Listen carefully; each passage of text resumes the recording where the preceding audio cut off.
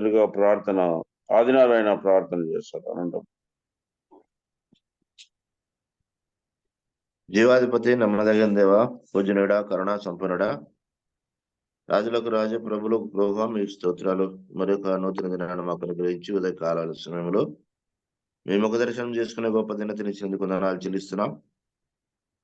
మేము ఏ పాటి వారం నైనా దుమ్ముదూలు వంటి వారం, ఎన్నిక లేని వారం, ఇటు మీద బుడగలాంటి వాళ్ళు మావిడంటే మమ్మల్ని ప్రభా జ్ఞాపకం చేసుకొని గొప్ప రక్షణ భాగ్యం ఉచితంగా అనుగ్రహించినందుకే స్తోత్రాలు. మీ రక్షణలో ఆయన మమ్మల్ని బలపరచండి, స్థిరపరచండి. ఈ యాత్రా జీవితంలో సాగిపోతుండగా విశ్వాసంలో కర్తవ్యాన్ని కొనసాగించి వాళ్ళని యేసు వైపు చూచు 5 ఓపికతో పరిగెత్తి దాన్ని కృప చూపమని వేడుకొని ప్రార్థిస్తున్నాం. మీటికి నాయన యొక్క జూమ్ యాప్ ద్వారా తండ్రి జరిగిస్తున్న ఈ కార్యక్రమాన్ని బట్టి స్తోత్రాలు, వందనాలు చెల్లిస్తున్నాం. మీ దాసుల్ని నాయన మరి తండ్రి బర్ణమాస్ గారికి ఇచ్చిన మంచి ఆలోచన, తలంపులు, జ్ఞానం, భారాన్ని బట్టి మీకు వందనాలు చెల్లిస్తున్నాం స్వామి. ఈ దినం నడిపిస్తున్న మీ దాసులు పాలనను బట్టి నీకు వందనాలు. మీ దాసునికి సమయోచితంగా జ్ఞానం అనుగ్రహించండి, చక్కటి నడిపింపు దయచేయండి. ఈ దినం నాయన మరి తండ్రి పాట పాడుతున్న విధానం మంచి స్వరం అనుగ్రహించండి. వాక్యం అందిస్తున్న మీ దాసు చిరంజీవి గారు నాయన మరి తండ్రి మీరే మీ ఆత్మ నడిపింపు దయచేసి బలపరిచి చక్కటి వర్తమానం అనుగ్రహించడం మీ కృప చూపని వేడుకొని ప్రార్థిస్తున్నాం. అలాగనైనా చేరి వచ్చిన ప్రియులందరినీ బట్టి వందనాలు. ఇంకా మరి తండ్రి జాయిన్ అవుతున్న బిడ్డల కొరకు ప్రార్థిస్తున్న వారు కూడా సకాలంగా జాయిన్ అయ్యి మీ మాటలు విని మా యొక్క భక్తి జీవితాన్ని మెరుగుపరుచుకుంటూ మీకు సమీపస్తులుగా, సాక్షులుగా జీవించడానికి సహాయం తెచ్చామని ముందున్న సమయాన్నంతా కూడా మీ చేతులుగా అప్పగించుకుంటూ ప్రభు అయిన క్రీస్తు పరిశుద్ధమైన నామాన్ని బట్టి స్తుతించి ప్రార్థించి దీనమైన స్థలం వేడుకొని ప్రారంభించుకుంటున్నాం తండ్రి. ఆమేన్. ఆమేన్. ప్రార్థించిన వందనాలు. దినాలని కాపాడి మనకు నూతన దినంలో దాసు చెన్నై కొత్తపల్లి నుంచి క్షేమంగా మన మధ్యకి నడిపించినందుకు, జరిగిన కుట్రాల్లో జీవితం అనుగ్రహించినందుకు స్తోత్రాలు చెల్లిస్తున్నాం. తిరిగి మనం పాట అడుగుతున్నాం. రెడ్డిపోగుల రాజు అలంపూర్ వచ్చినాడా బ్రదర్? రాలేదు అంకుల్, ఇంకొక రాజు అన్నాడు చూడండి. ఎస్ రాజు గారు బానుకోట కదా? అవును బ్రదర్ రాజు గారు పాట పాడండి. వందనాలు అంకుల్. వందనాలు.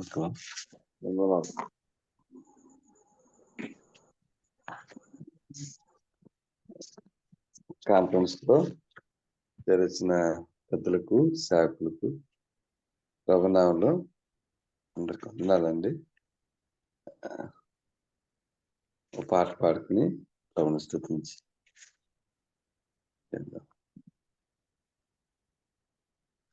యెహోవా నాకు వెలుగాయే,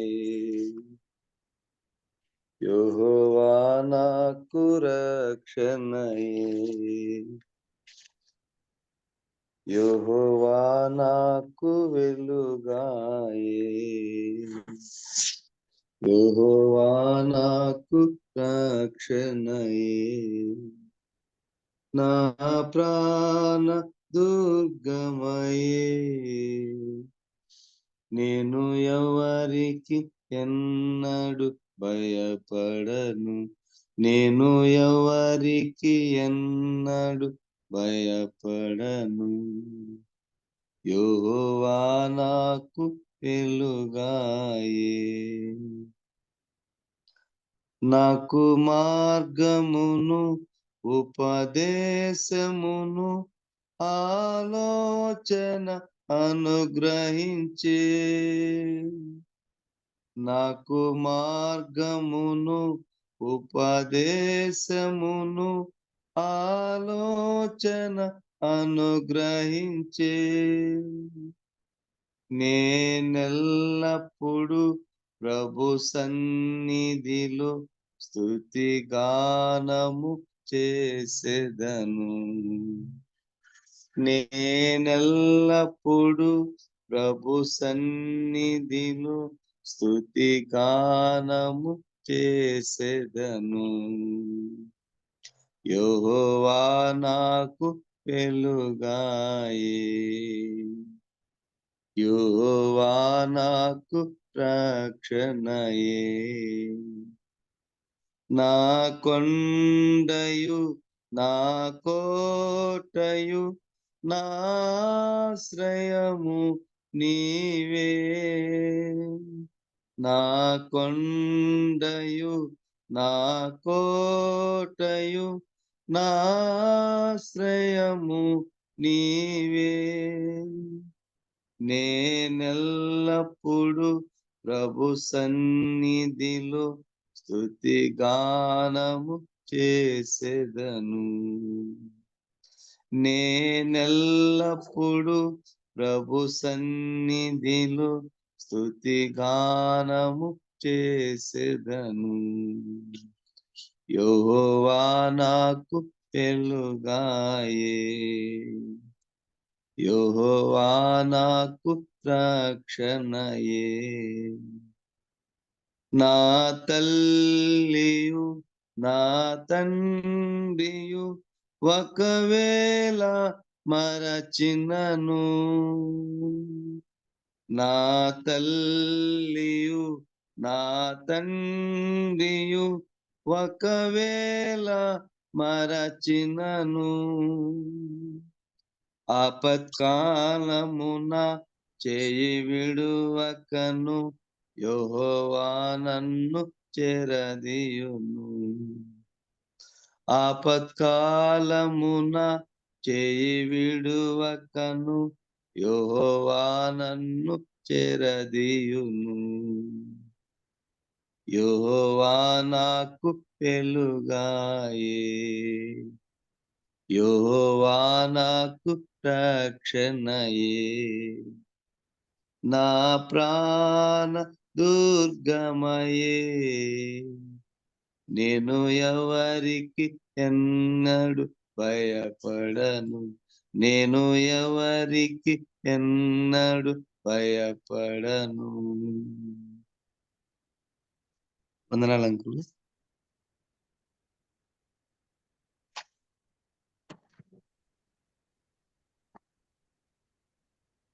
అంకుల్ అన్మ్యూట్ అవ్వండి. బ్రదర్ చిరంజీవి గారు కాకినాడ నుంచి దయగల మాటలు అందించుకున్నారు. దాదాపు శోధన గురించి వరుస ధ్యానాలు, అనేక సత్యాలు దాసుల ద్వారా ఒక ఆకాశంలోనే 3 పర్యాలు 5వ తారీఖు 21, 26 ఆగస్టు నెలలోనే ధారావాహికంగా అందించుండగా మనం శ్రద్ధతో వినుటకు ముందుగా ప్రార్థనలో బ్రదర్ ప్రభుదాస్ జి ప్రభుదాస్ కర్నూలు నుంచి ప్రార్థన చేస్తున్నాం.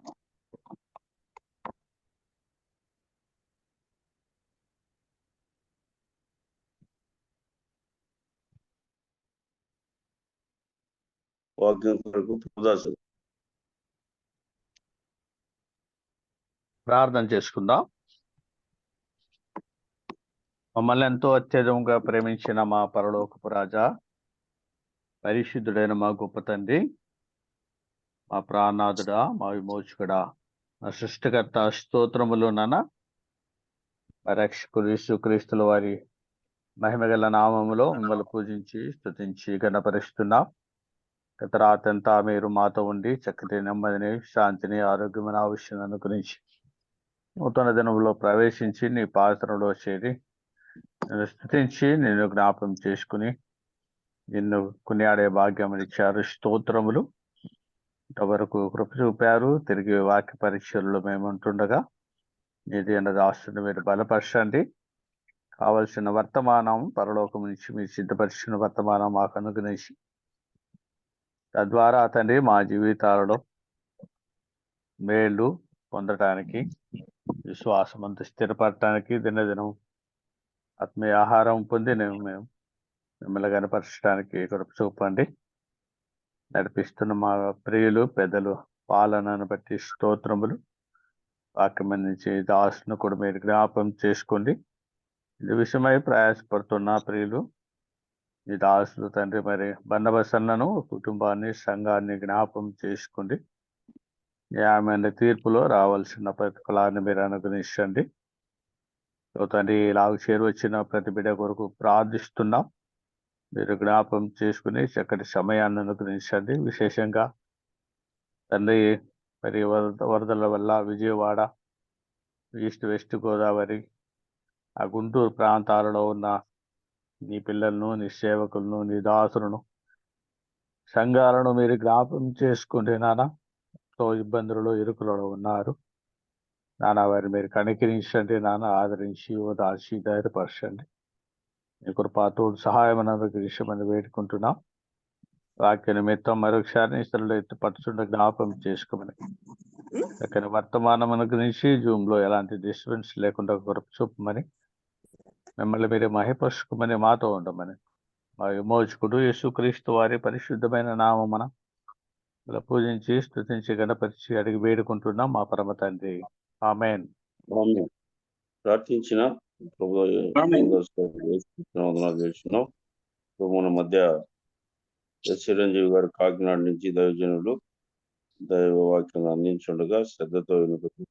వందనాలు బ్రదర్, చిరంజీవి బ్రదర్. వందనాలు బ్రదర్. 6:15 వరకు సందేశం అందించారు. వందనాలు. చక్కటి సందేశం అందిస్తున్న చిరంజీవి గారికి మనం ఆహ్వానిస్తున్నాం.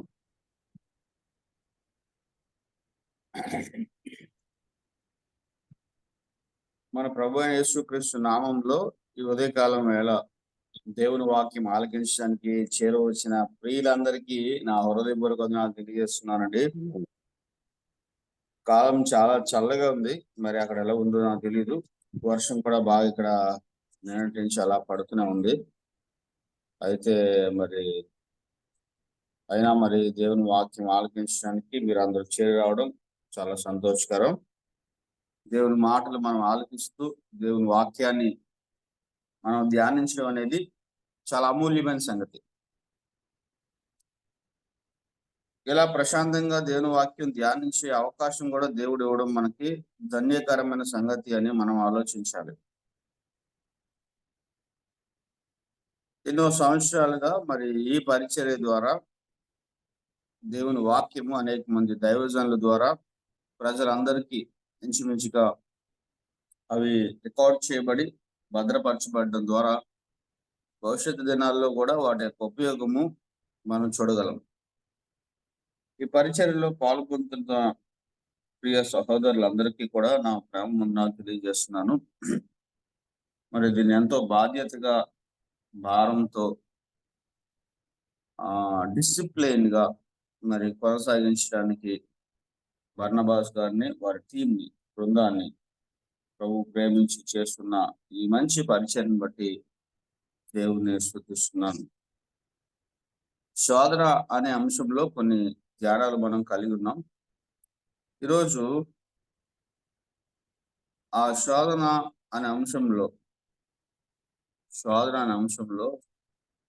సాతాను యొక్క ఉద్దేశం ఏంటి, శోధించడం ద్వారా సాతాను ఏం కోరుకుంటున్నాడు అనే అంశాన్ని మీ దృష్టికి తీసుకురావాలని నేను ఆశపడుతున్నాను.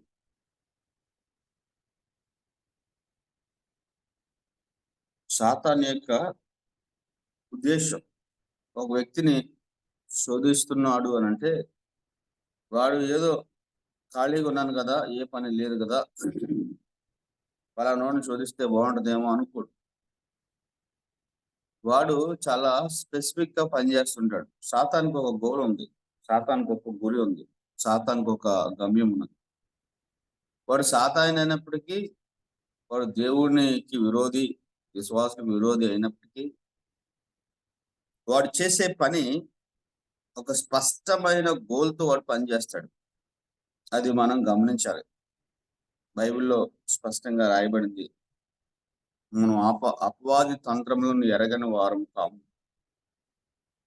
వాడి తంత్రాలు, వాడి యొక్క తంత్రము అంటే యుక్తి అని అర్థం. యుక్తి చేత వాడు మనల్ని పట్టుకుని వాడు మనను తన యొక్క మోసలోనికి, తన యొక్క ఉద్దేశంలోనికి మలచాలి అనేది వాడి యొక్క ప్రధానమైన ఉద్దేశం. కాబట్టి మనల్ని శోధించడం ద్వారా వాడు ఏమి నెరవేర్చుకోవాలనుకుంటున్నాడు లేదా వాడి ఉద్దేశం ఏమిటి అనేది మనము గమనించాలి. శోధనకు అనుమతించడం ద్వారా దేవుని ఉద్దేశం ఏంటి? మనం అనునాంగులను ఏ విషయంలో లోపం లేని వారును అవ్వాలి అనేది దేవుని ఉద్దేశం. శోధించబడిన తర్వాత శుద్ధ సువర్ణం వల్లే మారాలి అనేది దేవుని ఉద్దేశం. శోధన జయించి నిలిచి జీవ కిరీటం పొందాలి అనేది దేవుని ఉద్దేశం.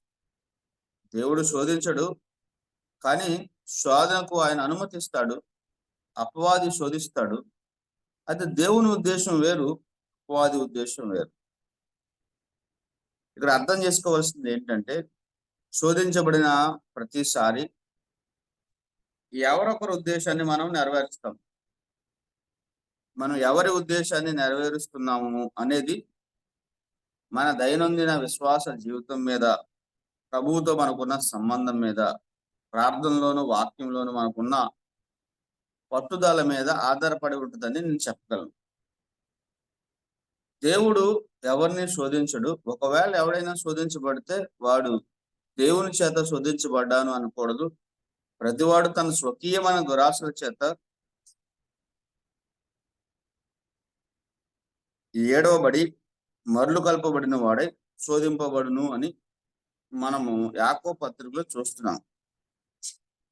అయితే మరి శోధన దేవుని అనుమతి లేకుండా విశ్వాస జీవితంలోనికి రాదు అని ఒక ధ్యానంలో మనం చూసాం. కాబట్టి దేవునికి ఉన్న ఉద్దేశాలు వేరు, అపవాదికి ఉన్న ఉద్దేశాలు వేరు. దేవునికి ఉన్న ఉద్దేశం ఏమిటంటే, మనం చూసినట్టుగానే దేవుడు మనము మరి ఎక్కువ ఆధ్యాత్మికమైన జీవితంలోనికి ఎదగాలి అని ఆయన ఉద్దేశం. రెండోది, శోధకుడును కూడా మనం ఎరగాలి అని ఆయనకు ఉద్దేశం. రెండు గమనించాలి. జీవకిరీటం ఇవ్వాలి, శోధకు నిలవాలి, ధన్యులు కావాలి, తర్వాత మేలుగా మనము మార్చబడాలి. ఇవన్నీ ఉద్దేశాలు అయినప్పటికీ ఇంకొక ఉద్దేశం కూడా దేవుడు కలిగి ఉన్నాడు. ఏంటంటే, శోధకుడు వాడి యొక్క స్వభావము, వాడి యొక్క శోధన, ఆ విషయాలు కూడా మనం ఎరగాలి అని ప్రభువు మనను అనుమతించేవాడుగా ఉన్నాడు. అయితే ఈరోజు కొన్ని విషయాలు సాతాను మన నుంచి శోధించడం ద్వారా ఏమి కోరుకుంటున్నాడు అన్న సంగతి మొట్టమొదటి అంశాన్ని మనం ధ్యానం చేద్దాం. 4 అంశాలు ఉన్నాయి. 4 అంశాలు మనం వాక్యంలోంచి ధ్యానాన్ని కొనసాగిద్దాం. యోహాను సువార్త 21వ అధ్యాయం 3వ వచనం మనం చదువుకుందాం.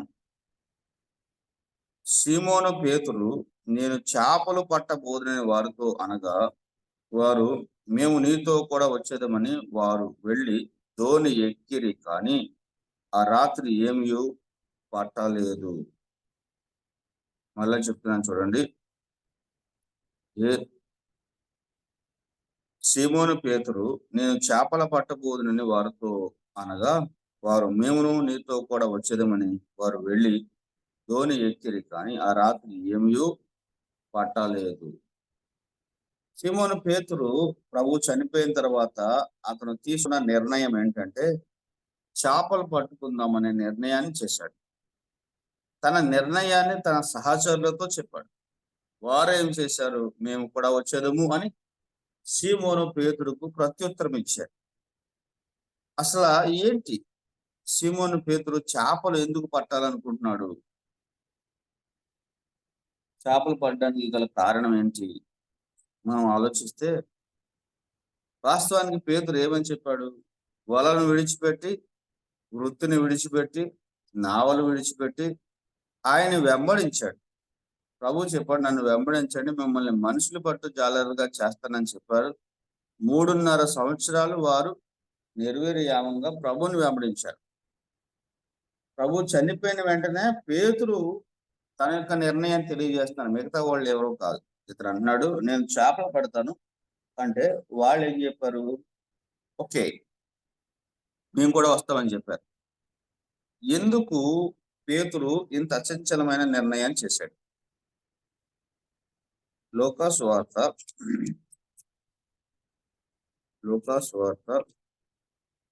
22వ అధ్యాయం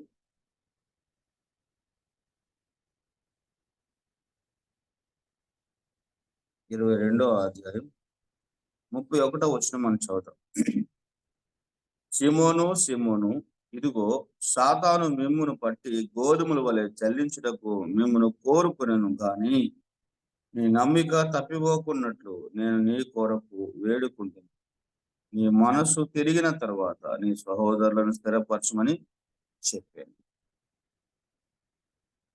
అపవాది సిమోనుతో ఉన్న వారిని కోరుకున్నాడు. దేని కొరకు? జల్లించడానికి. అందువలన సిమోనుతో ఉన్నవారు అపవాది చేతిలో పడి వారు జల్లించబడ్డారు. యేసు ప్రభు సిలువకు వెళ్లే సమయంలో వీరు కూడా బహుగా వారు శోధించబడ్డారు అపవాది చేత. కాబట్టి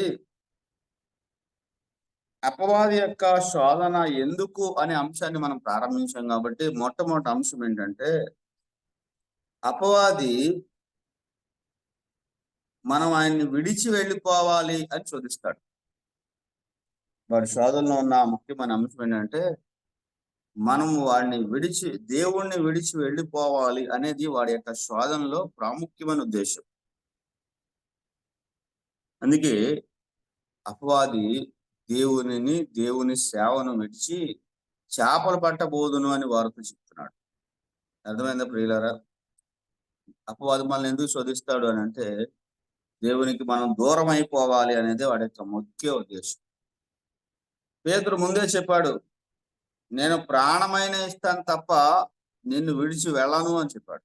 కానీ దేవుణ్ణి ఎరగను అని ముమ్మారు చెప్పిన కారణాన్ని బట్టి తన మనసులో అపవాది ఏమని ప్రేరణ తీసుకొచ్చాడంటే, నీవు సేవకు పనిచేయవు, సువార్తకు పనిచేయవు, దేవునికి పనిచేయవు, నువ్వు యథార్థవంతుడు కాదు, నువ్వు మోసగాడివి, నీవు నమ్మక ద్రోహివి, ఇలాగ అనేక రకాల మాటల చేత అపవాది పేతురు హృదయాన్ని కృంగజేసి మళ్ళా తన పాత వృత్తికి, పాత పనికి, పాత పాపానికి వెళ్ళిపోవడానికి పేతురు నిర్ణయించుకున్నట్టుగా మనం గమనిస్తున్నాం. ప్రియులారా, ఇది అపవాది యొక్క ఉచ్చులో ఒకటి.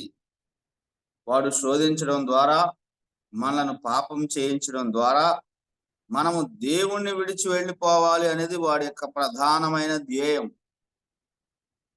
గుర్తుపెట్టుకోవాలి. నేను చేపలు పట్టబోదును అంటున్నాడు. వారితో పాటు మిగతా శిష్యులు కొంతమంది ఉన్నారు, వారు కూడా మేము కూడా వస్తామన్నాడు. ఒకటితోనే పోలేదు. ఈ నిరుత్సాహం, ఈ నిస్పృహ, ఈ నిరాశ మరి కొంతమందికి అంటుకున్నట్టుగా మనం గమనిస్తున్నాం. వారు కూడా మేము కూడా వస్తామంటున్నారు. వారికి అర్థమైంది, మేము కూడా సిలువ యొద్ద ఆయన విడిచి వెళ్ళిపోయాం, పారిపోయాం. ఆయనకి ఎంతో అవమానము, దుఃఖము, వేదన, బాధ, కష్టము కలుగుతున్న సమయంలో ఆయన వెంట లేకపోయామే అని వారు కూడా బాధలో ఉన్నారు. కాబట్టి అపవాది మనల్ని శోధించడం ద్వారా దేవునికి మనల్ని దూరం చేస్తాడు. ఈ విషయాన్ని మనం ఎన్నడూ మర్చిపోకూడదు. ఒకవేళ మర్చిపోయామనుకోండి, దానివలన మనము ఇది అపవాది శోధన, దానివల్లనే నేను దేవునికి దూరం అయ్యాను అనే సంగతి మనకు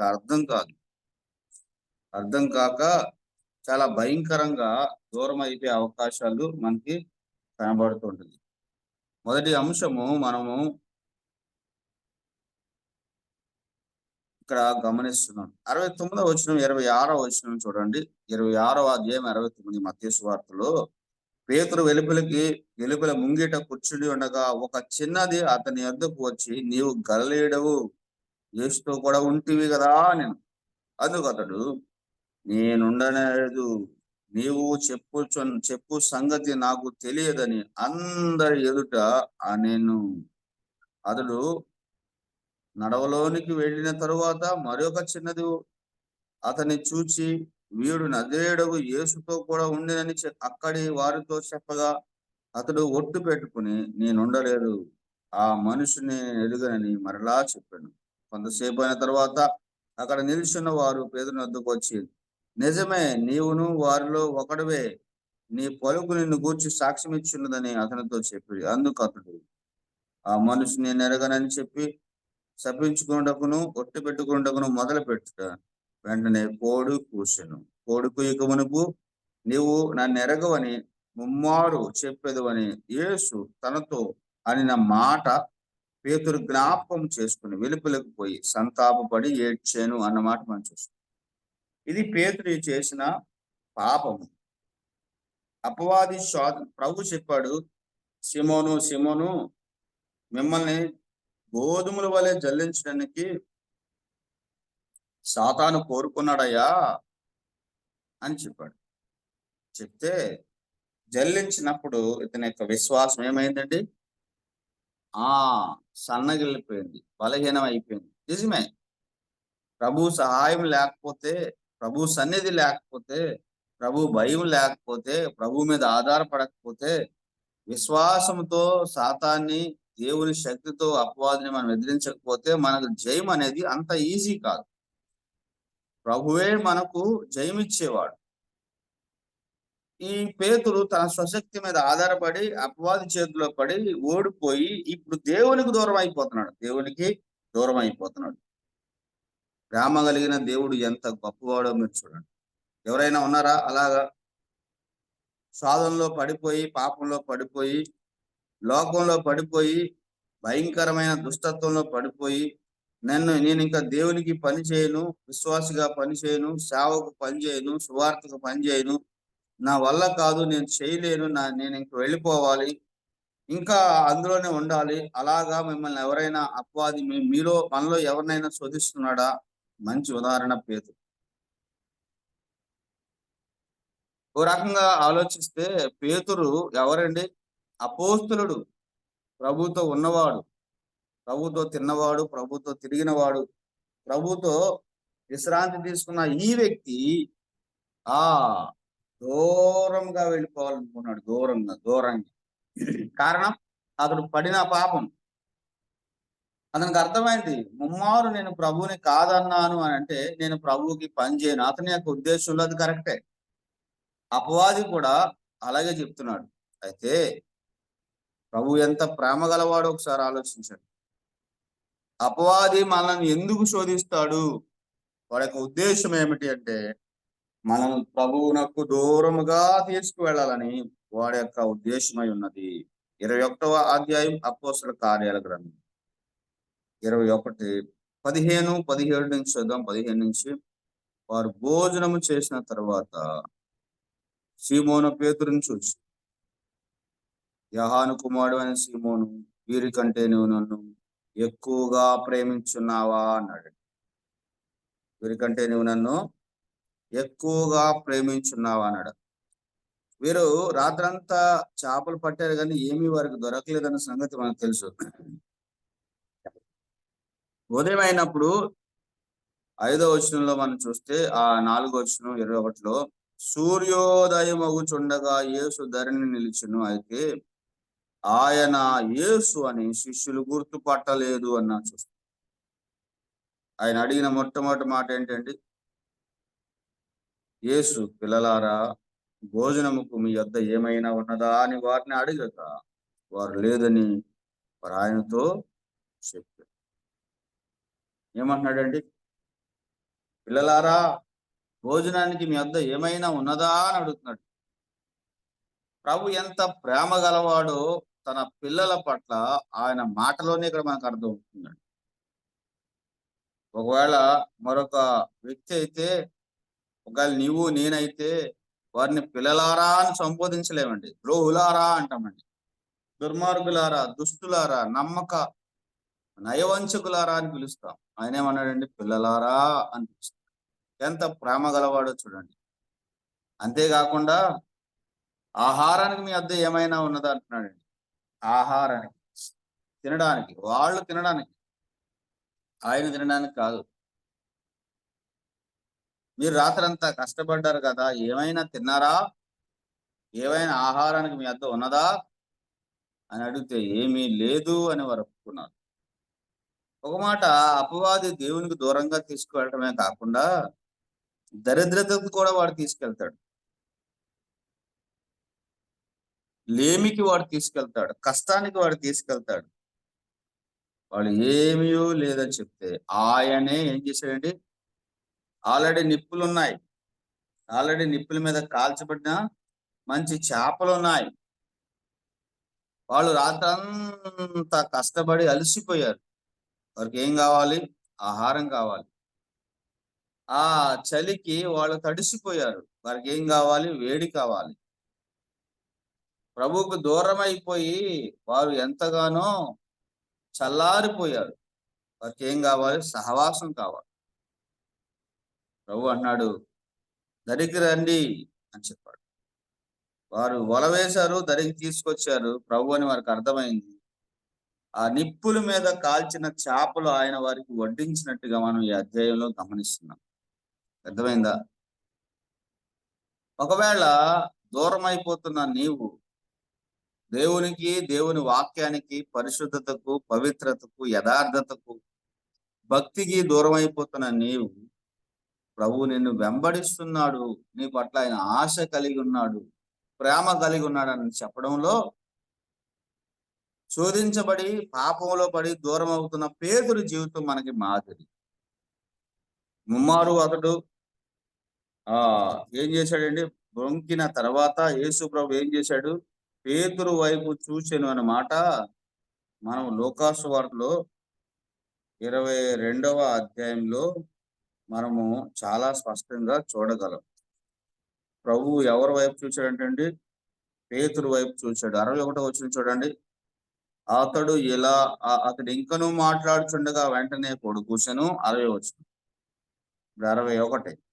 అప్పుడు ప్రభువు తిరిగి పేతురు వైపు చూచెను గనుక పేతురు అన్న మాట మనం గమనిస్తాం. ఎవరి వైపు చూశాడంటే పేతురు వైపు చూశాడు. ఎందుకు చూశాడు? ఎందుకు చూశాడు? చాలా సందర్భాల్లో మనం అనుకుంటాం పేతురు వైపు ప్రభువు చాలా కోపంగా చూశాడు అని. నో నో నో, పేతురు వైపు ప్రభువు చాలా దీనంగా చూశాడు, చాలా ప్రేమతో చూశాడు, చాలా కనికరంతో చూశాడు, చాలా వాత్సల్యతతో చూశాడు. కారణం ఏంటనుకున్నారు? ఆ ప్రభువు చూపు పేతురులో చాలా దుఃఖాన్ని, బాధను, అవమానాన్ని, అపరాధ భావాన్ని కలిగించాయి. బయటికి వెళ్ళి ఎంతో విలపించాడు, ఏడ్చాడు అన్నమాట. చాలా మంది ప్రభువుని తిడుతున్నారు, ముఖం మీద ఉమ్మేస్తున్నారు, శరీరం అంతా రక్తసిక్తమయ్యేటట్లుగా నఖశిఖాలు ఆయన కొడుతున్నారు, శరీరము చాలా వల్లే విడిపోతున్నాయి. కానీ ఆయన మనసు ఎవరి మీద ఉంది? పడిపోతున్నా, చెడిపోతున్నా, దూరం అయిపోతున్నా, శోధించబడుతున్నా తన శిష్యుని మీద ఉన్నది. ఎంత ప్రేమ గలవాడో ఎప్పుడైనా ఆలోచించారా? కొట్టేవారి మీద లేదు, ఊసేవారి మీద లేదు, దూషించేవారి మీద లేదు, దుఃఖపరిచేవారి మీద లేదు, ద్వేషించేవారి మీద లేదు, అపనిందలు వేసేవారి మీద లేదు. అప్పటికే యేసు ప్రభు చిత్రవధ చేయబడుతున్నాడు. కానీ ఆయన మనసు మాత్రం జారిపోతున్నా, పడిపోతున్నా, దూరం అయిపోతున్నా, శోధించబడుతున్నా తన శిష్యుని మీద ఉన్నది. అందుకే పేతురు వైపు ప్రభు చూశాడు. ఆ శ్రమల మధ్య, ఆ శోధనల మధ్య ఆయన చల్లని చూపు. ఒక ఆయన ఇలా చెప్పాడు, పేతురు నీకెన్ని అవకాశాలు ఇచ్చినా గానీ జీవితంలో నువ్వు పైకి రావయ్యా అని హేళనగా చూడలేదంట. ఎన్ని అవకాశాలు ఇచ్చినా గానీ నీ బ్రతికింతే అని ఆయన వ్యంగ్యంగా చూడలేదంట. పేతురు నిన్ను ఇంకా ప్రేమిస్తున్నాను, నీ పట్ల నాకు బృహత్తరమైన ప్రణాళిక ఉన్నది అని ఎంతో వాత్సల్యంతో ప్రభు చూశాడండి. అర్థమైందా ప్రియులారా? ఒకవేళ శోధనలో పడి శోధన జయించలేక జీవ కిరీటాన్ని పొందడానికి బదులుగా దేవుణ్ణే దూరం అయిపోయేవారు ఎవరైనా ఉన్నారా? ఈ వర్తమానం వారికే. అలాంటి వారికి వర్తమానం ప్రభు మాట్లాడుతున్నాడు, మనందరితో మాట్లాడుతున్నాడు. ప్రభు ఇంకా మిమ్మల్ని ప్రేమిస్తున్నాడు. అందుకే పేతురుని అడిగాడు, పేతురు నీవు నన్ను ముందు ఆకలి తీర్చాడు, వారు సహవాసంలో ఉన్న లోటు తీర్చారు, వారు చల్లారిపోయినందువలన ఆ నిప్పుల చేత వారు వేడిపరచబడ్డారు. పేతురుని అడుగుతున్నాడు, పేతురు నీవు నన్ను ప్రేమించున్నావా? ఎన్నిసార్లు అడిగాడండి? ముమ్మారు అడిగినట్టుగా మనం చూస్తాం. ముమ్మారు పేతురు ప్రభువు చేత సంధించబడ్డాడు. పేతురు చెప్పాడు, ప్రభువా నేను ప్రేమించున్నాను, అది నీవే ఎరుగుదు అని చెప్పాడు. ప్రియులారా, శోధనలో పడి దూరం అయిపోయి ప్రభువుని ప్రేమించలేని స్థితిలోనికి వెళ్ళిపోకూడదు. ప్రభువుని ప్రేమించే స్థితిలోనే ఉండాలి. సమకూరుస్తున్నాడు ప్రభు ఎవరిని? చెదిరిపోయిన వారిని, దూరం అయిపోయిన వారిని, శోధనలో పడి పాపంలో పడిపోయిన వారిని ప్రభు ఏం చేస్తున్నాడండి? సమకూరుస్తున్నాడు. ప్రభు యేసుక్రీస్తు వారు పునరుత్థానుడైన తర్వాత చేసే పరిచర్యలో ఒక ప్రధానమైన పరిచర్య సమకూర్చే పరిచర్య. అపవాది అంటాడు, నువ్వు పని చేయవు, నువ్వు అనవసరం, నీ జీవితం ఇంతే, నువ్వు జయించలేవు, ఎప్పుడు ఇంతే, నీ వల్ల కాదు, వెళ్ళిపో, దూరం అయిపో అని మనల్ని శోధిస్తున్న సందర్భంలో ప్రభు మనల్ని ఏం చేస్తున్నాడు? సమకూర్చేవాడు ఉన్నాడు. పేతురు, నేను నేను నేను ఇంకా నిన్ను ప్రేమిస్తూనే ఉన్నాను, నువ్వు నన్ను ప్రేమిస్తున్నావా? పేతురు జీవితంలో 3 అనే సంఖ్య చాలా ప్రాముఖ్యమైనది. ఒకటి, పేతురు ముగ్గురు ముఖ్యుల్లో ఒకడు, యాహాను, యాకోబు, పేతురు. 2, పేతురు ప్రభువుని ఎరగను అని ముమ్మారు చెప్పాడు. 3, ప్రభు అయిన యేసుక్రీస్తు పేతురుని నువ్వు నన్ను ప్రేమించున్నావా అని ముమ్మారు అడిగాడు. 4, పేతురు అపోస్తల కార్యాల గ్రంథం 2వ అధ్యాయంలో చేసిన వర్తమానం ద్వారా 3,000 మంది రక్షించబడ్డారు. ఇవి చాలా ప్రాముఖ్యమైనవి అని మనం భావించాలి. ముమ్మారు అబద్ధమాడిన వ్యక్తి ప్రసంగిస్తే 3,000 మంది రక్షించబడతారంటే రక్షించబడ్డారు. అతని యొక్క సమకూర్చబడడం ఎంత గొప్పదో మనం ఆలోచిస్తాం. ప్రియులారా, ఎవరైనా ఒకవేళ దూరం అయిపోయారా? ఎవరైనా ఒకవేళ దేవుని సేవకు, విశ్వాసానికి, పరిశుద్ధతకు, వాక్యానికి దూరం అయిపోయి ఇంకా దేవుడు నేను దేవునికి పని చేయను అని భావించి అపవాది శోధనలో పడి దిగజారిపోయి ఉన్నవారు ఎవరైనా ఉన్నారా? అయితే ఇప్పటికైనా తిరిగి రావడానికి ప్రభువు సహాయం చేయనుగాక. అందువలన పేతురు దూరం అయిపోయాడు. ఆయన తర్వాత ప్రభు ఏం చేశాడు? అతన్ని సమకూర్చాడు. రెండవ అంశం. మొదటి అంశంలో ఒకటి, దూరం అయిపోతున్న సాతాను యొక్క ఉద్దేశము మనం ఏమైపోవాలండి? దేవునికి దూరం అయిపోవాలి. రెండవది, అక్కడే మనం చూసాం కదా, పాపములో పడాలి. ఏం చేయాలంటండి? పాపములో పడవాలి అనేది ఎక్కువ వాడి ఉద్దేశంగా మనం గమనిస్తున్నాం. విశ్వాసములో బలహీనం కావాలి అనేది వాడి యొక్క ఉద్దేశం. 2 అంశాలు ఇప్పుడు మనం చూసాం పేతురు జీవితంలో. ఒకటి, పాపంలో పడాలి. 2, ప్రభువుకి దూరం అయిపోవాలి. అది సాతాను మనం శోధించే ఉద్దేశమే. అది పాపంలో పడాలి ఒకటి, ప్రభువుకు దూరం అయిపోవాలి 2. అవి పేతురు జీవితం ద్వారా మనం చూస్తాం. అతడు పాపంలో పడ్డాడు, పొంకి, తర్వాత ప్రభువుకి దూరం అయిపోవడానికి అతడే ప్రయత్నం చేస్తున్నాడు. చేపలు పట్ట వెళ్ళిపోతాను నేను అని. ఇప్పుడు మూడవది ఆలోచిస్తే, విశ్వాసములో బలహీనులు కావాలి అనేది వాడి ఉద్దేశం. ఏంటంటే విశ్వాసంలో బలహీనులుగా అయిపోవాలి అని వాడు మనల్ని శోధించేవాడు ఉన్నాడు. ఆదికాండం 12వ అధ్యాయం 10వ వచనం మనం చూస్తే, ఆదికాండం 12వ అధ్యాయం 10వ వచనం మనం చూస్తే, ఇక్కడ మనం చూస్తాం, అప్పుడు ఆ దేశంలో కరువు వచ్చెను, ఆ దేశంలో కరువు భారముగా ఉన్నందున అబ్రహాము ఐగుప్తు దేశములో నివసించుటకు అక్కడికి వెళ్ళాను అన్నమాట మనం చూస్తాం.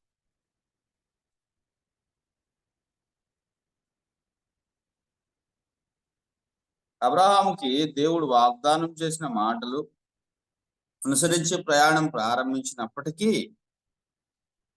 ఆ దేశంలో ఉన్న కరువును బట్టి అబ్రహాం ఏం చేయాలనుకుంటున్నాడంటే దూరం అయిపోవాలనుకుంటున్నాడు. ఐగుప్తు నుంచి అక్కడి నుంచి ఐగుప్తుకి వెళ్ళిపోయాడు. ఇది చాలా మంది బైబిల్ పండితులు చెప్పే మాటే. చరిత్రాత్మకమైన తప్పు జరిగిందంటారు. చిన్న తప్పు కాదండి, చరిత్రాత్మకమైన తప్పు. ఐగుప్తుకి వెళ్ళిన కారణాన్ని బట్టి అక్కడ అతడు అబద్ధం ఆడాలని ప్రేరేపించబడ్డాడు. 12వ వచనం చూడండి. ఐగుప్తీయులు నిన్ను చూసి ఈమె అతని భార్య అని చెప్పి నన్ను చంపి నిన్ను బ్రతకనిచ్చెదరు. నీ వల్ల నాకు మేలు కలుగునట్టు నిన్ను బట్టి నేను బ్రతుకున్నట్లు నీవు నా సహోదరు అని దయచేసి చెప్పుమనెను అన్నమాట చూస్తుంది. అతడు అబద్ధమునకు ప్రేరేపించబడ్డాడు. తర్వాత ఐగుప్తు నుంచి ఎవరిని తీసుకు తెచ్చుకున్నాడంటే 16వ అధ్యాయం 1వ వచనంలో దాసిని తెచ్చుకున్నాడు అనమాట. ఎవరిని తెచ్చుకున్నాడు? దాసిని తెచ్చుకున్నాడు. అబ్రహాం భార్య అయిన శారాయి అతనికి పిల్లలు కనలేదు. ఆమెకు ఆగరు అను ఐగుప్తీయురాలైన దాసి అన్నమాట మనం చూస్తున్నాం. ఐగుప్తీయురాలైన దాసి ఉండెను. అబ్రహాం భార్యకు ఐగుప్తుకి వెళ్ళిన తర్వాత అందరూ దాసీని పెట్టుకుంటున్నారు, నేను కూడా ఒక దాసీని పెట్టుకుంటే బాగుంటది అని అలవాటు చేసుకుంది అక్కడికి వెళ్ళి. అంటే దాసి ఉండడం, పని చేయడానికి ఎవరిని ఉండడం తప్పని కాదు, కానీ మొత్తం మీద అబ్రహాం భార్య దాసీని తెచ్చుకుంది. తర్వాత ఈమెకి పెద్ద ఇరకాటంగా మారిందన్న సంగతి ఆమె ఎన్నడూ గమనించలేదు, భావించలేదు. అబ్రహాము కూడా భావించలేదు. కాబట్టి విశ్వాసంలో శ్రమల మధ్య, కష్టాల మధ్య, శోధనల మధ్య బలహీనం అవ్వాలి అనేదే వాడి యొక్క ఉద్దేశం. అబ్రహాం బలహీనం, కరువు వచ్చింది. కరువు వచ్చిన కారణాన్ని బట్టి మనం చాలా సింపుల్ గా చెప్పేస్తున్నాం, కానీ అబ్రహాంకి అది కష్టమే. కరువు సందర్భంలో దేవా నీ మాట చెప్పి నన్ను ఇక్కడ తీసుకొచ్చావు కదా, మరి ఇప్పుడు నేను ఏమి చేయాలి అని అబ్రహాము అడగలేదు అని చాలా మంది భావిస్తుంటారు. కాబట్టి ఒకవేళ అడిగి ఉంటే అబ్రహాముకి దేవుడు వేరొక మార్గం చూపించేవాడు. సొంత నిర్ణయాన్ని చేసుకుని అబద్ధానికి ప్రేరేపించబడి ఆగర్ని తెచ్చుకుని తర్వాత ఒక భయంకరమైన తప్పుదం చేశాడు. తనని చేసుకుని తన ద్వారా పిల్లల కరణం ద్వారా నేటికి ఇస్రాయేలీలకి ఆ మంట మండుతూనే ఉంది. చరిత్రాత్మకమైన తప్పు నేటికి అగ్నిగుండం అలాగే ఉన్నది. ఆలోచించండి ప్రియులారా. విశ్వాసంలో బలహీనుడై విశ్వాసం చేసే తప్పు తరతరాలకి మిగిలిపోయే అవకాశాలు ఉంటుంది. అందుకే జ్ఞాపకం చేసుకోవాలి. చిన్న తప్పే అనుకుంటాం, కానీ అది చాలా చరిత్రాత్మకంగా మిగిలిపోయినట్టుగా మనం గమనిస్తున్నాం. సంఖ్యాకాండం 13వ అధ్యాయం, సంఖ్యాకాండం 13వ అధ్యాయం 32వ వచనం ఒకసారి చదువుకుందాం. 32వ వచనం. మరియు వారు తాము సంచరించి చూసి నా దేశమును గూర్చి ఇశ్రాయేలుతో చెడ్డ సమాచారం చెప్పి, మేము సంచరించి చూసిన దేశము తన నివాసులను భక్షించు దేశము, దానిలో మాకు కనబడిన జనులందరూ ఉన్నత దేహులు, అక్కడ నెఫీలీలు సంబంధులైన అనాకు వంశము నెఫీలీలు సూచితిమి. మా దృష్టికి మేము మిడతల వలె ఉంటిమి, వాడి దృష్టికి మిడతల వలె ఉంటిమి అని చెప్పి. చూసారా వీళ్ళు ఏం చేశారంటే అండి, విశ్వాసుల హృదయాలను ఏం చేశారంటే కృంగదీశారు. చూసారా, వాళ్ళందరూ కూడా చెడ్డ సమాచారం చెప్పినందున వారందరూ ఏమయ్యారంటండి, కృంగిపోయినట్టుగా మనం గమనిస్తున్నాం. వారందరూ చాలా బలహీనం అయిపోయారు. కారణం ఏంటి? వీరు తీసుకొచ్చిన సమాచారం, వీరు తీసుకొచ్చిన మాటలు. వారు మనకంటే బలవంతులు, మనం ఆ దేశాన్ని జయించలేం, మన వల్ల కాదు, దేవుడు మనతో అబద్ధం ఆడాడు, మన వారి మీదకి పోజాలం. 31వ వచనం దాని భావం అది కదా. అయితే అతనితో కూడా పోయిన మనుషులు, ఆ జనులు మనకంటే బలవంతులు, మనము వారి మీదికి పోజాలమనిరి. మరియు వారు తాము సంచరించి చూసిన దేశం గురించి ఇశ్రాయేలుతో చెడ్డ సమాచారం చెప్పి, మేము సంచరించిన దేశము నివాసులు భక్షించు దేశము, దానిలో మాకు కనబడిన జనులందరూ ఉన్నత దేహులు, అక్కడి నెఫీలీలు సంబంధులైన అనాకు వంశపు నెఫీలీలు చూచితిమి. వారి దృష్టికి మేము మిడతల వలె ఉంటిమి, వారి దృష్టికి మా దృష్టికి మేము అట్లే ఉంటిమని చెప్పారు. 14 వచనం మొదటి వచనం చూడండి. అప్పుడు సర్వ సమాజము ఎలుగెత్తి కేకలు వేసెను, ప్రజలు ఆ రాత్రి ఎలుగెత్తి ఏడ్చిరి అన్నమాట చూస్తారు. ప్రియులారా, విశ్వాసమందు బలహీనులుగా చేస్తాడు. దేవుడు చెప్పాడు, అయ్యా మీరు వెళ్ళండి, జయించండి, స్వాధీనపరచుకోండి అంటే వీళ్ళు ఏమన్నారండి? అయ్యో మనం వెళ్ళలేం, మనం జయించలేం, మనం ఎంత మాత్రం కూడా ఆ దేశాన్ని స్వాధీనపరచుకోలేం, దేవుడు చెప్పింది అబద్ధం అని వారు దేవుని మీద తిరగబడి ఆ దినాన్న వారు చేసిన ఆ చరిత్రాత్మకమైన తప్పు వల్ల 28 సంవత్సరాలు తిరిగారండి. ఎన్ని సంవత్సరాలు? క్షమించండి, 38 సంవత్సరాలు తిరిగారు. అప్పటికి 2 సంవత్సరాలు అయ్యింది, వాళ్ళు వెళ్ళిపోవాలి. కానీ తర్వాత 38 సంవత్సరాలు మరలా తిరిగినట్టుగా మనం గమనిస్తున్నాం. ఎంత విచారమో గమనించండి. వారు 2 సంవత్సరాల సమయానికి వాళ్ళు అక్కడికి వచ్చారు. ఐగుప్తు నుంచి బయలుదేరి వాళ్ళు వెళ్ళే సమయానికి ఈ గోత్రానికి ఒకరు చొప్పున 12 మంది వెళ్ళి తెచ్చిన సమాచారము చెడ్డ సమాచారం అంటండి. అది ప్రజల హృదయాన్ని కృంగదీసిందంట. వారు ఎలుగెత్తి ఏడ్చారంట. అర్థమైందా? అదే కాలేబు యెహోషువలు చెప్పారు, అయ్యా మీరు తిరగబడద్దు, యెహోవా మీద మీరు తిరగబడద్దు, ఆయన మనకి ఆ దేశాన్ని అప్పగిస్తాడు అంటే వారు నమ్మలేదు. అపవాది మనల్ని శోధించడం ద్వారా మన విశ్వాసంలో బలహీనపరుస్తాడు, మనను పాపంలో పడడానికి నడిపిస్తాడు. మూడోది చూడండి, 4వది, దేవుని దూషించాలనేది వాడి ఉద్దేశం. What is the purpose of the temptation? అపవాదికి ఉన్న పర్పస్ ఏంటి? What Satan has in his mind. సాతాను యొక్క హృదయంలో ఏమున్నది మనం శోధించేటప్పుడు అని ఆలోచిస్తే మనం దేవుని దూషించాలి, దేవుని అవమానపరచాలి, దేవుని నిందించాలి, దేవునికి అవమానాన్ని, దుఃఖాన్ని, దోషణను, తిరస్కారాన్ని తీసుకురావాలి అనేదే వాడి ఉద్దేశం. యోబు గ్రంథంలో ఈ మాట చాలా స్పష్టంగా యోబు భార్య మాట్లాడింది. 2:9 చూడండి. 2:9 యోబు భార్య, అతని భార్య వచ్చి, నీవు ఇంకను యథార్థత వదలకుందువా, దేవుని దూషించి మరణము కమ్మనేను అని చెప్పాడు. అసలు వాస్తవానికి మరణం కమ్మంటే పెద్ద సమస్య లేదు. ఎందుకని తన భర్త తన కళ్ళ ఎదుట శరీరం అంతా ఒలిచి లేకపోతే మాంసం ముద్దలుగా పడిపోతుంటే, అనారోగ్యంతో కనీసం గోక్కోలేక శిలపెంకులతో గోక్కుంటుంటే, ఎంతో అందంగాను, ఎంతో దృఢంగాను, ఎంతో ఆరోగ్యంగాను, ఎంతో ఐశ్వర్యవంతుడిగా చూసిన తన భార్య అంత బాధలో, అంత కష్టంలో తన భర్తను చూడలేక, ఒకవేళ అయ్యా దీనికంటే మరణించడమే మేలేమో అన్న భావంలో రావడం తప్పు కాదు. కానీ ఆమె ఏమంటుందండి? నీవు దేవుణ్ణి దూషించి చనిపో అంటుంది. ఈ మాట ఎక్కడి నుంచి వచ్చింది? అపవాది దేవునితో చెప్పిన మాట అది. అపవాది దేవునితో ఏం చెప్పాడు? యోబు ఊరికినే నీ యందు భయభక్తులు కలిగి ఉన్నాడా, నీవు అతనికి, అతని ఇంటి వారికి, అతని కలిగిన సమస్తానికి కంచి వేసేదివి కదా, ఒక్కసారి అవి తీసేస్తే అతని నీ ముఖం ఎదుటనే నేను దూషించి వెళ్ళిపోతాడని చెప్పాడు. చెప్పాడా లేదా? అదే మాట తన భార్య చెప్తుంది. ఏమని? దేవుని దూషించి చనిపోమని. ఇది ఆమె మాట కాదు. అపవాది ఆమెను ఉపయోగించి యోబును శోధించి దేవుని దూషింప చేయాలనేది అపవాది యొక్క ఊరి. కానీ యోబు ఎంత జ్ఞానం కలిగిన వాడు చూసాడండి. ఏమన్నాడండి యోబు? మూర్ఖురాలు మాట్లాడినట్లు నువ్వు మాట్లాడుచున్నావు, మనము దేవుని వలన మేలు అనుభవించుదుమా, కీడు మనము అనుభవింప తగదా నేను. ఈ సంగతుల్లో ఏ విషయమందును యోబు నోటి మాటతోనైనను పాపము చేయలేదు అని చెప్పాడు. చూసారా?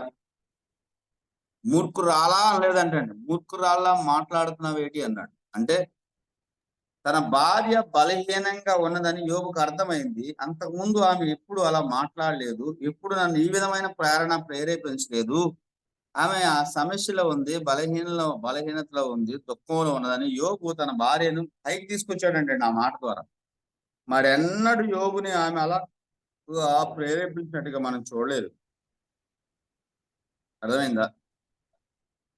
దేవుణ్ణి దూషించి వెళ్ళిపోవాలి అనేది అపవాదుకున్న మరొక ఉద్దేశంగా మనం చూస్తున్నాం. 14వ అధ్యాయం ఇందాక చదివింది మాటే మీరు చూడండి. సంఖ్యాకాండం. ఇశ్రాయేలీలు దేవుడు ఎంతగానో వారిని ప్రేమించి వారికి వాగ్దానం చేసి అద్భుతాలు చేసి ఆశ్చర్యకార్యాలు చేసి తీసుకొస్తే 9వ వచనం చూడండి. 14:9 మెట్టుకు మీరు యెహోవా మీద తిరగబడకుడి, ఆ దేశ ప్రజలకు భయపడి వారు మనకు ఆహారం అగుదురు, వారి నీడ వారి మీద నుండి తొలగిపోయాను, యెహోవా మనకు తోడై ఉన్నాడు, వారికి భయపడకుడి, ఆ సర్వ సమాజం వారిని రాళ్లతో కొట్టి చంపవలెననగా అన్నమాట చూస్తాం. ఇక్కడ యెహోషువ కాలేబులు పూర్ణ మనసుతో దేవుణ్ణి వెంబడిస్తూ, మీరు ఆ ప్రజలకు భయపడకండి, ఆ దేశ నివాసులకు భయపడకండి, యెహోవా మనకు ఇస్తాడంటే వాళ్ళు రాళ్లతో కొట్టాలని దేవుణ్ణి దూషిస్తున్నారు. వాడు అర్థమైందా? దైవ సమాచారం ఎవరు తెచ్చారు? వీళ్ళిద్దరు తెచ్చారు. చెడ్డ సమాచారం ఎవరు తెచ్చారు? వాళ్ళు 10 మంది తెచ్చారు. మరి ప్రజలు ఏది నమ్మారు? అదే నమ్మారు. ఎవరిని చంపాలనుకున్నారు? దైవ సమాచారం తెచ్చిన వారిని చంపాలనుకున్నారు. చూసారా? కాబట్టి దేవుడు తన మహిమను కనపరిచాడు. 10వ అధ్యాయం 10వ వచనంలో మనం చూస్తాం. 4 సంగతులు మనం ఆలోచించాం. ఒకటి, అపవాది మనల్ని ఎందుకు శోధిస్తాడంటే మనం పాపంలో పడాలి అనేది వాడి ఉద్దేశం. రెండవది, దేవునికి దూరం అవ్వాలనేది వాడి ఉద్దేశం. మూడోది, విశ్వాసంలో బలహీనలు అవ్వాలనేది వాడి ఉద్దేశం. నాలుగవది, దేవుణ్ణి దూషించాలి అని వాడి ఉద్దేశం.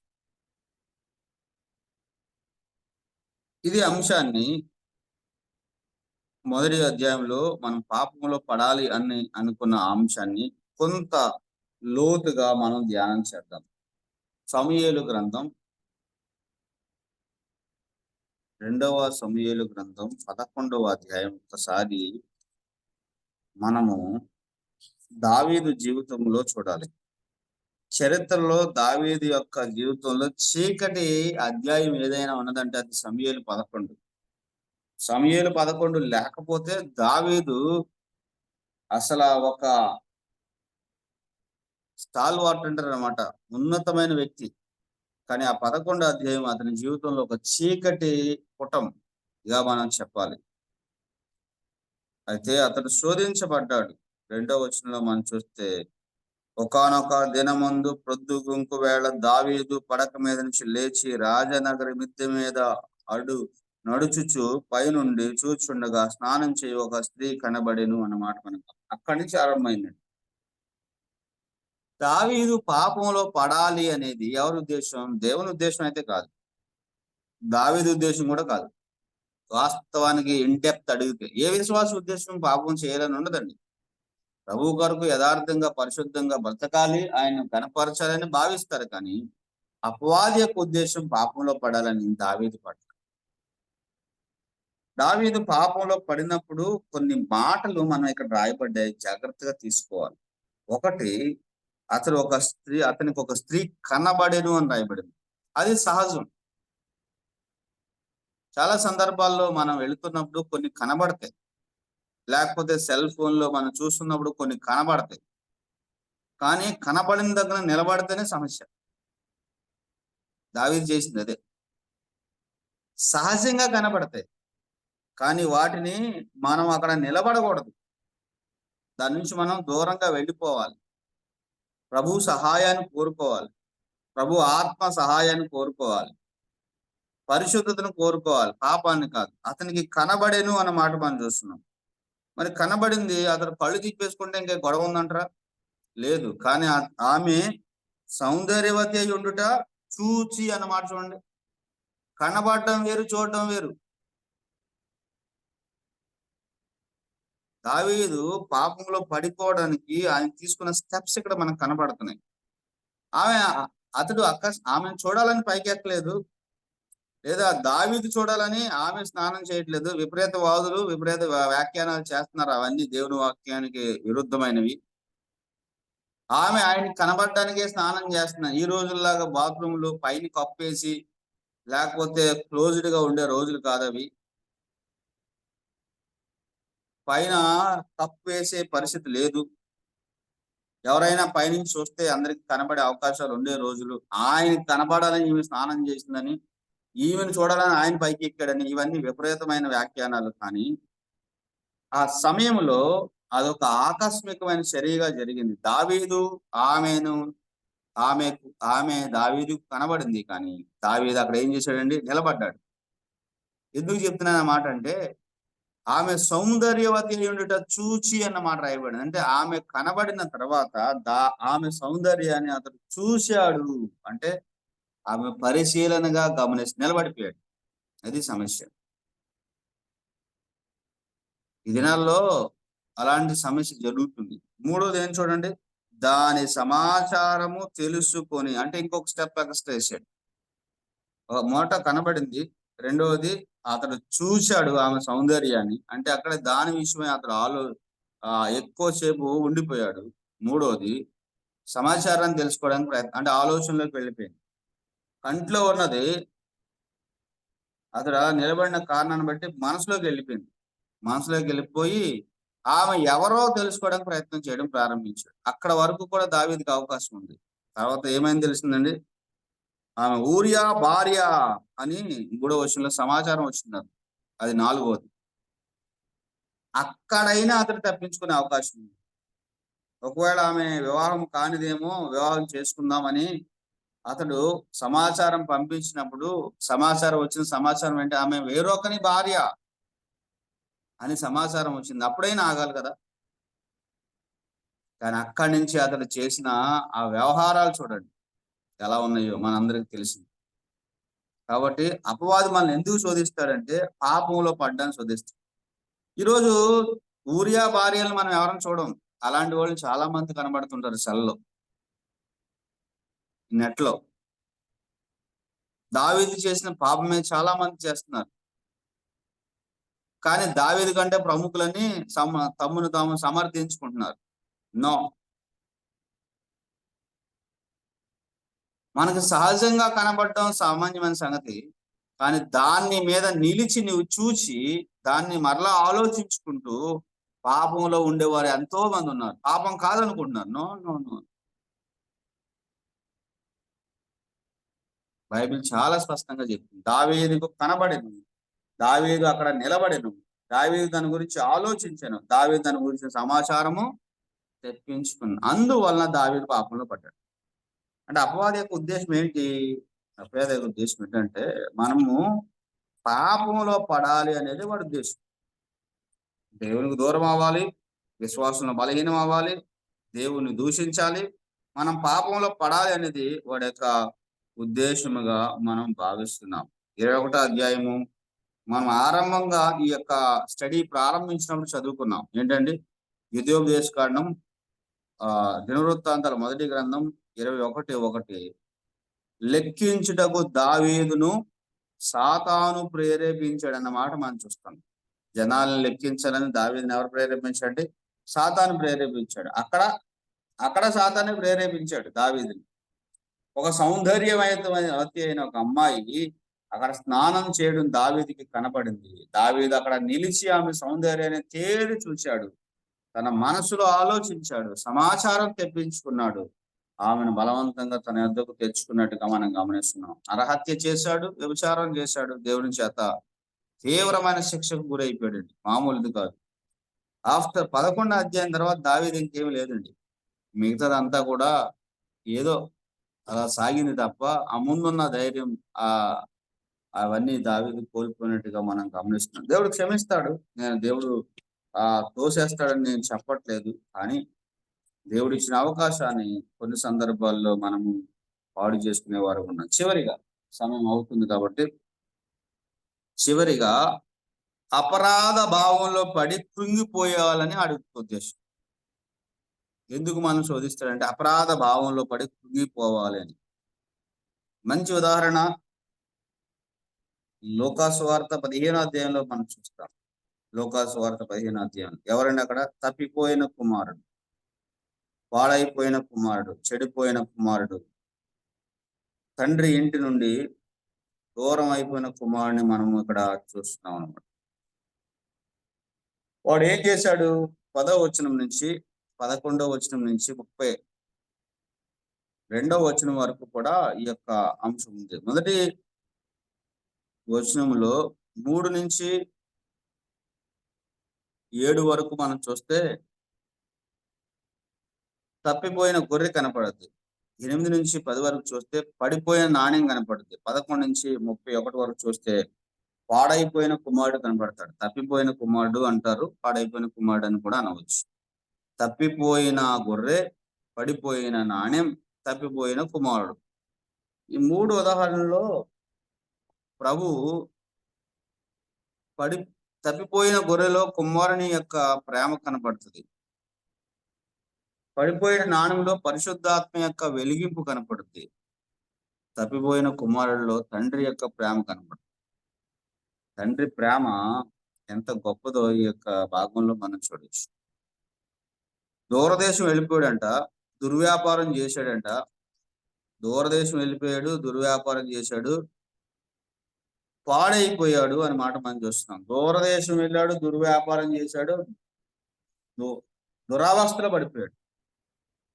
కానీ అతనికి గుర్తొచ్చింది,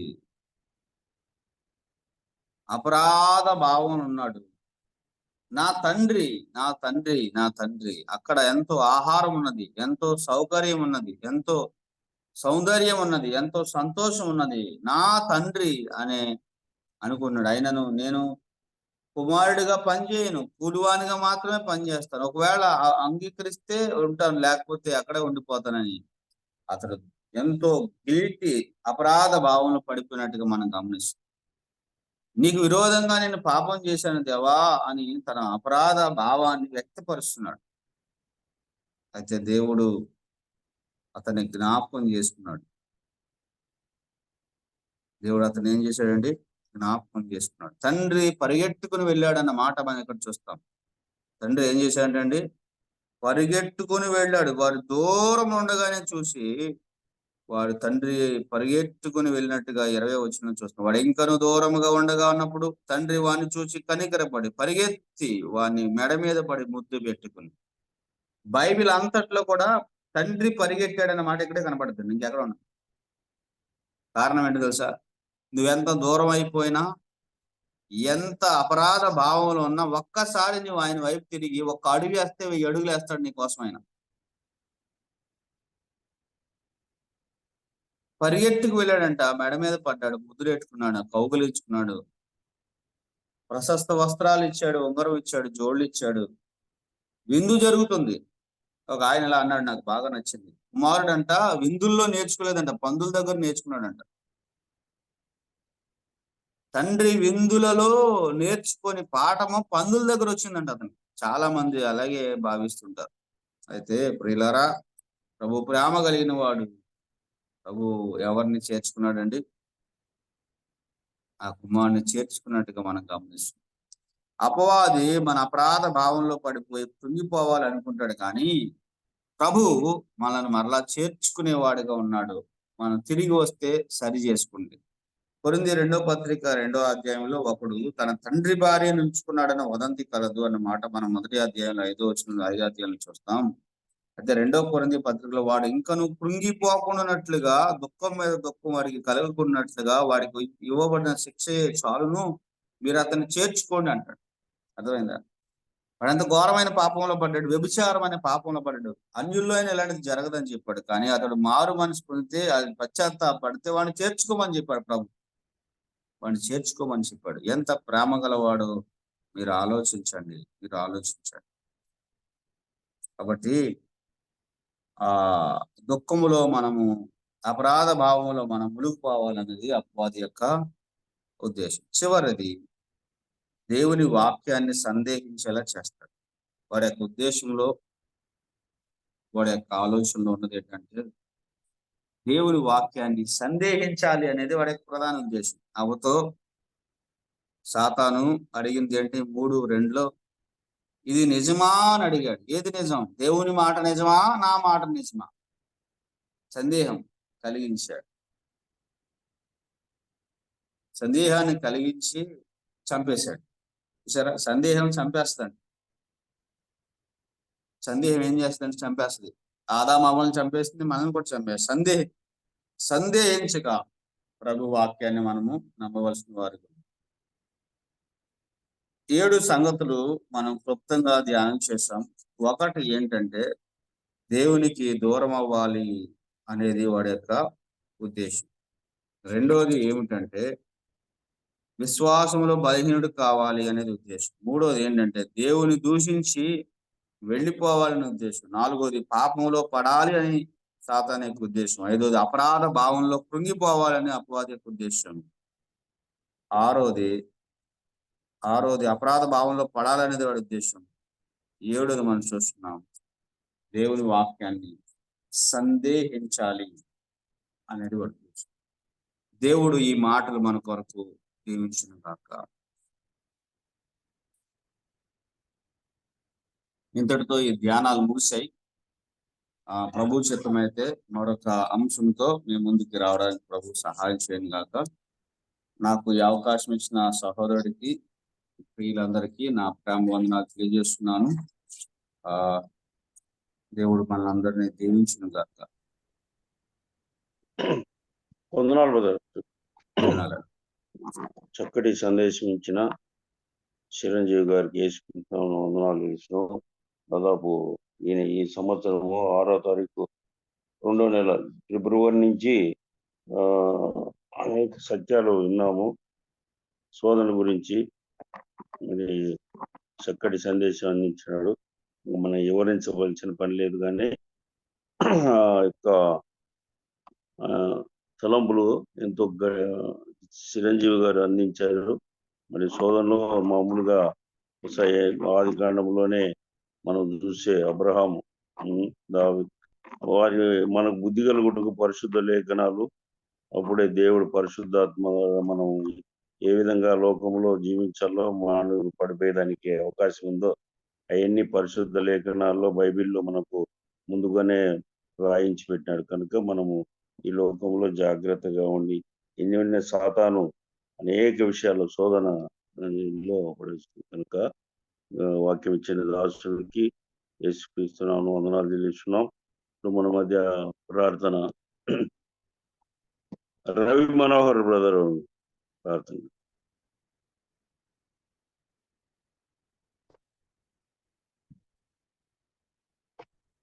ఆఖరి ప్రార్థన రవి మనోహర్.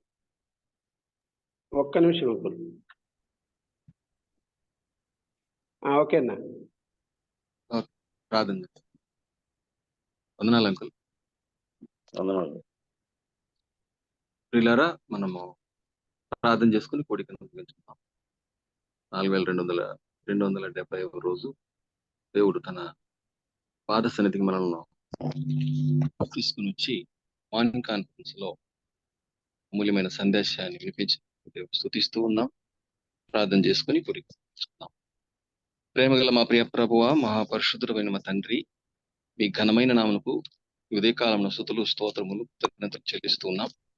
మీ ప్రియకుమారుని యేసుక్రీస్తు ద్వారా మాకు అనుగ్రహించిన రక్షణను బట్టి మరి మా ప్రభు మిమ్మల్ని స్తుతిస్తున్నాం, స్తోత్రిస్తున్నాం. నిన్నటి దినం మిమ్మల్ని ఆరాధించట్లో, మిమ్మల్ని ఘనపరచట్లో, కొనియాడట్లో మీరు మాకు సహాయం చేశారు. అందుబట్టి స్తోత్రములు చెల్లిస్తున్నాం. మరి మా ప్రభు ఇలాంటి అనుభవము విజయవాడలో మరి ఉన్న ప్రియులు అనేక మంది కోల్పోయారు. అయితే మీరు మమ్మల్ని ప్రత్యేకంగా మా ప్రభు మీ చిత్తానుసారంగా మిమ్మల్ని ఆరాధించట్లో పరిశుద్ధాత్మని సహాయం మాకు అనుగ్రహించారు. మీ స్తోత్రములు చెల్లిస్తున్నాం. కరుణా సంపన్నుడా, మహిమగల దేవ, ఈ ఉదయము మా ప్రియులు మీ దాసులు చిరంజీవి గారి ద్వారా చక్కని సందేశాన్ని మాకు అందించారు. గత 3 వారాలుగా మీరు అందిస్తున్నటువంటి శోధన అనే అంశం మీద ఎన్నో విషయాలు మాకు మా ప్రభు బోధించారు. అందుని బట్టి మీకు స్తోత్రములు చెల్లిస్తున్నాం. ఈరోజు సాతాను యొక్క ఉద్దేశం, మా ప్రభు ఉద్దేశంలో ఉన్నటువంటి 7 విషయాలు మీరు వివరించారు. అందుని బట్టి మీకు స్తోత్రం. విశ్వాసం నుండి దూరపరచుట, పాపంలో పడవేయుట, బలహీనులుగా అయిపోవడానికి ప్రయత్నించాడు. దేవుని దూషించి దేవుని మీద అపవాదం మోపడానికి, అలాగనే కృంగిపోవడానికి మరి అవకాశం కలిగిస్తాడు. అంతేకాకుండా దేవుని వాక్యాన్నే సందేహించడానికి మరి మా ప్రభు ప్రేరేపిస్తాడు అన్న విషయాలు చూసాం. అందులో అనేక మంది భక్తులు పడిపోయారు అని మేము చూసాం. మరి చిన్న కుమారుడు కూడా దూరం అయిపోయి తిరిగి పశ్చాత్తాపడి తండ్రి దగ్గరికి వచ్చినట్లు మేము చూస్తున్నాం తండ్రి. అయితే మీరు విడువరు ఎడబాయరు, ఎందు విశ్వాసం నుంచి చక్కగా కొనసాగుతున్నటువంటి విశ్వాసాలను మరి మా ప్రభువ అపవాది శోధించి పడవేయాలన్నా కూడా మీరు వెంబడించి వెంటాడి మరి మా ప్రభు పశ్చాత్తాపాన్ని తీసుకొని వచ్చి మీరు హత్తుకుంటారు, ప్రేమించి ముదుకు పెట్టి చేర్చుకుంటారు అన్న విషయాలు కూడా మేము విన్నాం. కరుణా సంపన్నుడ అపవాది ఉచ్చులో పడిపోకుండా మీరు కాచి కాపాడి మీరు రాకడ కొరకు మిమ్మల్ని సిద్ధపరచమని వేడుకుంటాం. మీ దాసుని ఇంకా దీవించి అందించబోయే మరి ఫ్యూచర్లో అందించబోయే మాటలు కూడా ఇంకేవైనా ఉన్న సందేశాలు మరి మా ప్రభువ ఆయన ద్వారా పరిశుద్ధాత్మ ద్వారా సిద్ధపరిచి మాకు అందించమని వేడుకుంటున్నాం. చాలా విషయాలు, అమూల్యమైన విషయాలు, మాకు తెలియని విషయాలు మీరు వినిపించారు. ఈ స్తోత్రములు కరుణా సంపన్నుడ చేరి వచ్చిన పిల్లలందరిని బట్టి మేము స్తుతిస్తున్నాం, స్తోత్రిస్తున్నాం. మేము విన్న వాక్యములు, మేము విన్న సందేశము మా హృదయాల్లో బదిలిపరచమని వేడుకుంటున్నాం. ఇలాగూ మా ప్రభ ఎంతో విశ్వాసముతో సేవ చేస్తున్న బిడ్డలను కూడా పడద్రోసే శక్తి గలవాడు. అయితే అతని కన్నా మించిన శక్తి మీకే ఉంది నాయన. మీరు విడవక తిరిగి మీ సన్నిధి తీసుకుంటారని నమ్ముకుని మిమ్మల్ని అడుగుతున్నాం, సహాయం చేయ వేడుకుంటున్నాం. కార్యక్రమాన్ని నడిపిస్తున్నటువంటి అధ్యక్షత వహించినటువంటి మా ప్రియులు అంకుల్ గారిని బట్టి మేము స్తుతిస్తున్నాం. ఈ కార్యక్రమం నిర్వహిస్తున్నటువంటి బనబాస్ గారిని కూడా జ్ఞాపకం చేసుకుంటున్నాం. పాట పాడిన వారు, ప్రార్థన చేసిన వారిని బట్టి మేము స్తుతిస్తున్నాం. మరి ముఖ్యంగా మీ సందేశాన్ని మాకు వివరంగా అందించిన మా ప్రియులు చిరంజీవి గారిని కూడా జ్ఞాపకం చేసుకొని ఆరోగ్యం ఇచ్చి మీ సేవలు ఇంకా విలువగా వాడబట్టుకు స్వార్థ కార్యక్రమం ఉంది. ఆ కార్యక్రమంలో మీరు సహాయం చేయమని మా ప్రాణప్రింటి యేసుక్రీస్తు పరిశుద్ధ నామమున స్తుతులు, స్తోత్రములు, వందనములు చెల్లించి ప్రార్థించి వేడుకుంటున్నాం. పరలోకమున పరమ తండ్రి, ఆమేన్. ప్రార్థించిన డాక్టర్ రవి మనోహర్ బదర్ గారికి వందనాలు చెల్లించినాం. అదేవిధంగా నాకు అవకాశం ఇచ్చిన బార్నబాస్ కు వందనాలు చెల్లిస్తూ మిగతా ప్రకటనలు బార్నబాసు ప్రకటిస్తాడు. ఈ అవకాశం ఇచ్చిన అందరికీ వందనాలు ఇస్తున్నాం. మొదట ప్రార్థించిన ఆదినారాయణకు, పాట పాడిన రాజు గారికి, అదేవిధంగా వాక్యం కొరకు ప్రార్థించిన ప్రభుదాస్ గారికి, వాక్యం ఇచ్చిన దాసుడు మన బ్రదరు చిరంజీవి గారికి, వాక్య ప్రార్థన చేసిన రవి మనోహర్ బదరికి వందనాలు చెల్లిస్తూ ఈ అవకాశం ఇచ్చిన బార్నబాస్ వందనాలు చేస్తూ మీరు కార్యక్రమాలు ప్రకటనలు చేస్తాడు బార్నబాస్.